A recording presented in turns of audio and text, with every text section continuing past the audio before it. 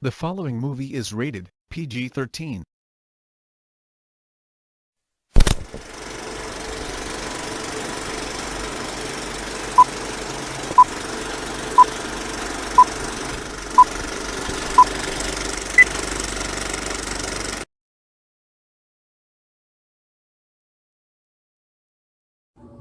Do you ever wonder, just where did we all come from?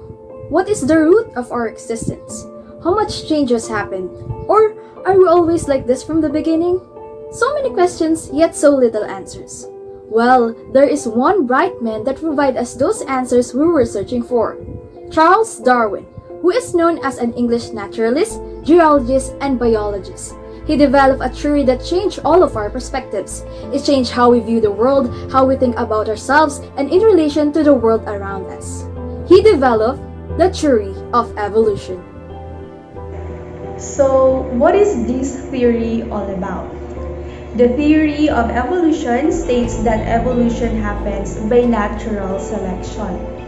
Charles Darwin formulated a book entitled On the Origin of Species. In his book, Darwin describes how organisms evolve over generations through the inheritance of physical and behavioral traits.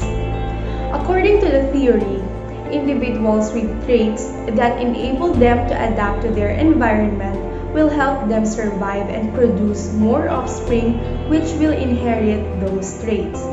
Also, individuals with less adaptive traits will less frequently survive to pass them on. Because of the adaptation of the animals that he had observed and analyzed, he came up with the idea of the survival of the fittest. As he realizes that animals have to adapt with the environment they are surrounded by in order to survive, it is like they are best suited for each other. The creatures with the most success reproducing pass their traits and so on until these variations end up becoming a new species. The theory explains genetic mutations and variations that can occur within a population, how certain genetic traits are passed from parent to offspring, and how a wide variety of life forms can trace their roots back to a common ancestor.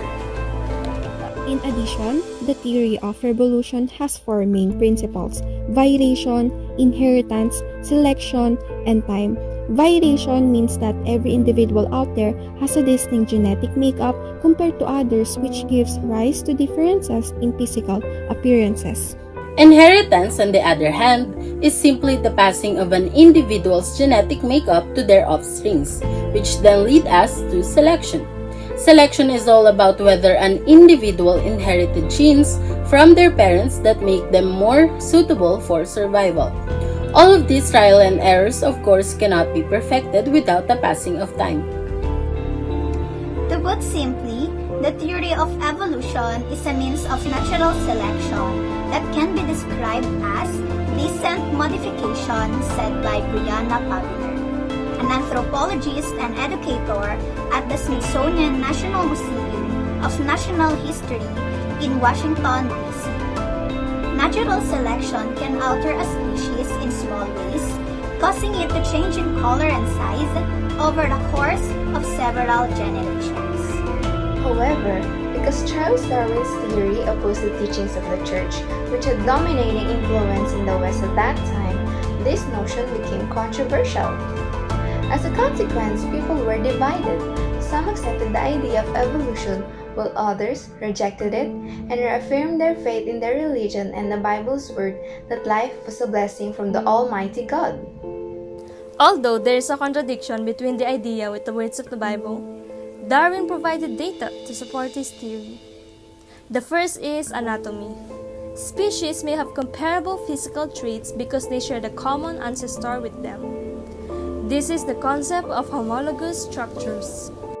Then there's molecular biology, where DNA and the genetic code indicate life's common ancestry. DNA comparison can reveal how closely two species are related. Another is biogeography, which reflects the evolution and geological change through the global distribution of animals, and the particular characteristics of island species. Fossils are another type of evidence. They chronicle the existence of now extinct ancient species that are related to the modern ones. Finally, we can study small-scale evolution in species with short life cycles by direct observation.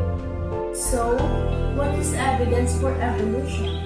Since it's supported by evidence from a wide variety of scientific disciplines, including genetics, there is also evidence supporting the theory of evolution in paleontology and geology, wherein how species that existed in the past are different from those present days. Darwin was widely regarded as the finest scientist of his generation by the time he died in 1882. Furthermore, the very church whose doctrine he had disputed gave him a full state funeral and burial at Westminster Abbey near Sir Isaac Newton's grave. Darwin's thesis was still controversial, but by the time he died, it had achieved widespread support in Britain, including among many Anglican clergy. Indeed, his work has become one of the most significant views in the contemporary world today in relationship between science and religion. Charles Darwin's work from his lectures enormously contributed to our society today, especially the power of natural selection and mutations. He observed that mutations can be advantageous for a civilization by allowing a species to adopt to changes in the environment, which is now being taught and being utilized in the various fields in our society. Apart from that, his contributions have resulted in significant advancements in living conditions, public welfare, health, and society. It altered our perceptions of the universe, as well as our perceptions of ourselves in connection to the world around us.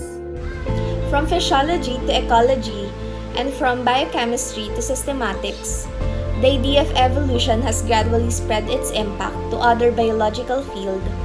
The phenomenon of evolution is now part of the biological knowledge. Like what Theodosius Dobzhansky said, nothing in biology makes sense except the light of evolution. Darwinism provided us with a better grasp of our reality, allowing us to change the way we think. Even while the Darwinian revolution may not appear to be as relevant as other revolutions, what may make him so popular is the fact that his subject piques people's interests. It helps individuals to envision themselves further, which may later on open new learnings, things, and understandings.